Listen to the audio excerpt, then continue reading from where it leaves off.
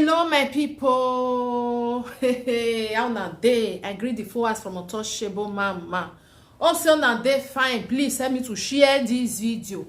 As you see this video, help me share this video. Now say why I can't put Governor Obaseki for here. Hey na, hey na, my people. When I come across this video for inside market, una know na social media na marketplace, I can't listen to wetin happen to this woman una dey see for here, so where I go play a video for una. The woman don cry come and say the house wey be say they don build finish, they don even dey inside the land. They say the land na government land oh.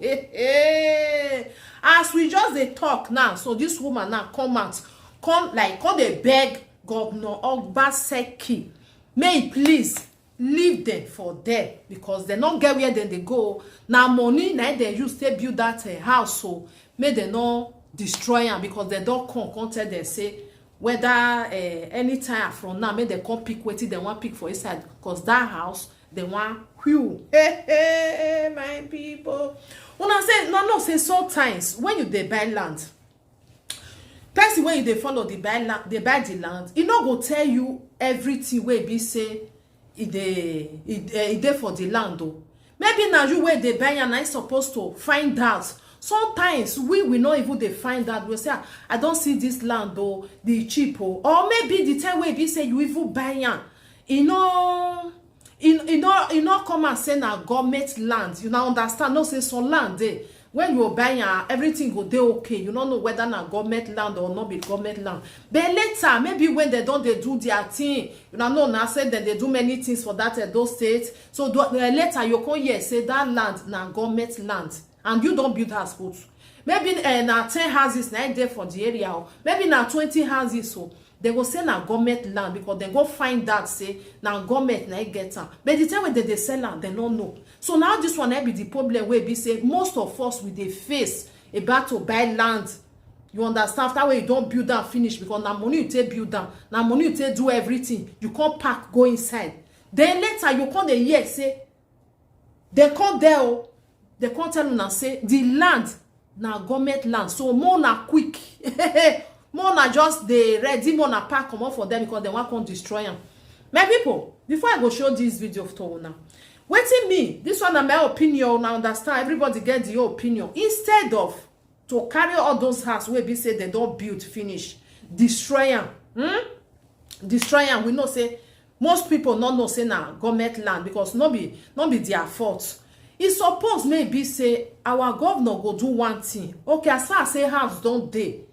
If maybe the money dey wey be say they want make the owner pay, una understand? Then they fit pay the money, go like you can't buy the land 2 times. I don't understand what I mean. Instead of carry property where be say they don't build finish, can't destroy am because now waste of money. I don't know where the person where be say get the land. They feel be say they the Nigeria. To even see money for Nigeria not easy. Talk like say house well or you can't there abroad for a year before. Now understand now before you can't eat do this one pay your house rent. Can't even carry money carry go Nigeria. Then you can't here say the house where be say you don't do everything finish. They want bring am down because of say they see say now government land. Should be good make Governor Obaseki think about these things. If government land dey where be say people don't build house put. Instead of destroying am because now waste of money, all the person energy now put for there, everything wey be say the now understand now work and everything every there wey be say don't use for the house, why go just go like that? At least try to like tell them okay this one na government land, as far as say una no know okay now we go leave am for una, see how much we supposed to go na come pay government, you understand, so that those people they will know say they not destroy their house, especially when house don't dey. If na land like that one probably not there, they never do anything put, but house when I know now to buy smart now there's not be small thing. May I put this video for now more than listening to wetin the woman talk.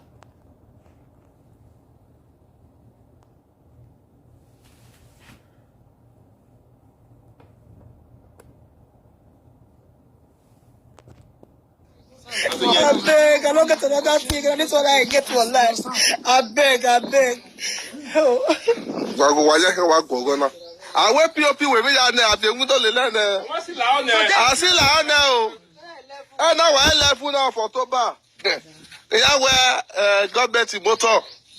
The government on that why I say we but I'm not taking on that banana. Or maybe the government even yeah, banana. Target the wasila or wana. In fact, I say yo ne. Alaka kulia me I say yo. Udo yati have now where wamala do live no wana. Even ya is profitable. E budo gwa gena ya level ya ne. Then ya ni ave budo sa no ma bagbon. Ya level ni na ya ne go no nya wa fie. Obaseki marry 5 naira ni ya o. You go na we ya banana na Obaseki marry pay o. The man understand that government in marry me now. A 4+4 not take bani maya you know okay no ina gba ni your pa o. Maya na mutiane. E maya gba we 4+4 talk gba ne o. My people, you see this one on Niata now when a 4+4 on Agboyana Mudiane, good and fine. But it doesn't mean say if you see government land, may you go build house who say boy day, na also say una stand for her. No, that will not be the issue. Wanna try to like if there is way where if there is a way where be say go take stop all these things, say make them not they destroy her. Okay, you don't build the house. Okay, where you have but one in it. So what we go do? Come pay so amount so that we go leave the land for you. You understand? Not be say maybe people come they like say Obaseki na bad person. Why you they destroy all these things? Otherwise, we know as our people be. They go come profit. They do all these things. See government land. They go they build that food. They go say hey, they'll come they spoil Obaseki name. That will not be the issue because not being like say this land. A government land, Obaseki na Obaseki get am. Una understand my people? So make they listen. Okay, when you na the 4+4 talk ba okay ya gbo go kia. Gabe maso ni we ni na ya. Ya we ti awa fule ya yin. Eke no se ke no ya me. Oh blood of Jesus. Yeah, ko lo nya wa fie na. It's normal. Oh, we go play. A metal ya kawana aluminium. A casement window is slicing. I've very iron there. I'll pass a Q&A upon. Oh, blood of Jesus. Oh, have mercy. Oh, I want to tell government. Am I not here? Say, no matter so long. A moment. I'm being up here. I don't know you can now. That's been a bloody situation here now. Oh, blood of Jesus. I went in Agbega View. Oh, mighty house. I don't even know what I'm here. Webu. When I am a man. Obaseki when you are lawyer. Oh. Oh, Mazuzu. Oh. Oh. 4+4 talk ba. Talk there. Yes, ba. Upo oye go. Yeah, upo wana kina wana is upo. Yeah, here put yeah make contact in road construction enemy builders. Yeah, do bolo yeah, bolo the. My people, if it still be say the time where then they build down, they inform them. Una know say some of our people, then as I they talk and testado, una know what it be testado. That is then the outside as I they talk and now say then they not care. They go say we go still do and not concern us. Who tell una say na government land? If it still be say they inform them because most of our people their brain they go they think say then and then be the law. Now understand the way they take law into their hands for our country. We all know that one.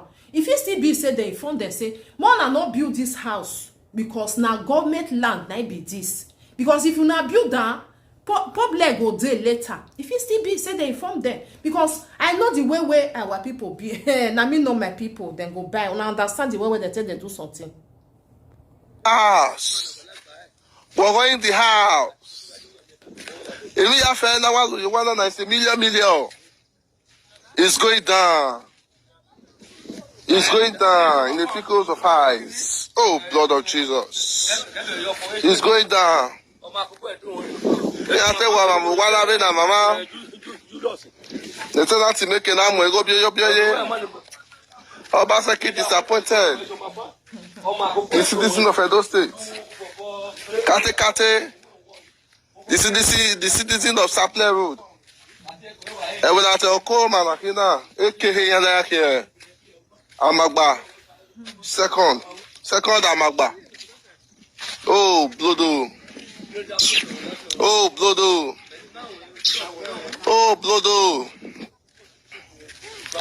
To be men and no video down there, I will aluminum and when I had to pound one. The man go to have a donor one. When I give you another, my wiki for. Oh, one of the landladies in Akina, not of Analia. Yeah, go to not there's about 10 plots. I'm your. Hey, Mama, now. I read the present plot. Present plot.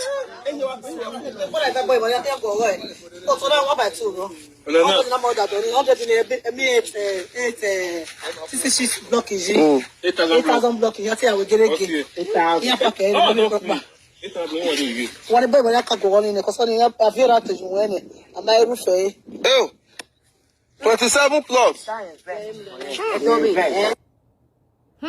My people. You see, only one person buy 27 plots for them. Meaning something they no say. I don't know the way I want to talk because me I know to blame Obaseki.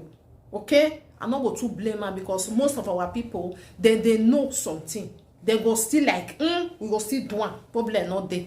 Now be the problem where be say they get. They go that they feel say maybe they go fight the governor. You understand?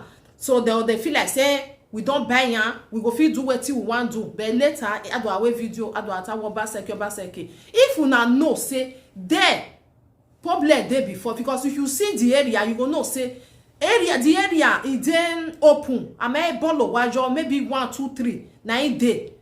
You understand? So Obaseki no feel say maybe he go leave her for them. If maybe na big place where we say they don't build many houses built, maybe they feel say okay, maybe they can't do something. As far as say many houses don't they, make them like can't pay something else.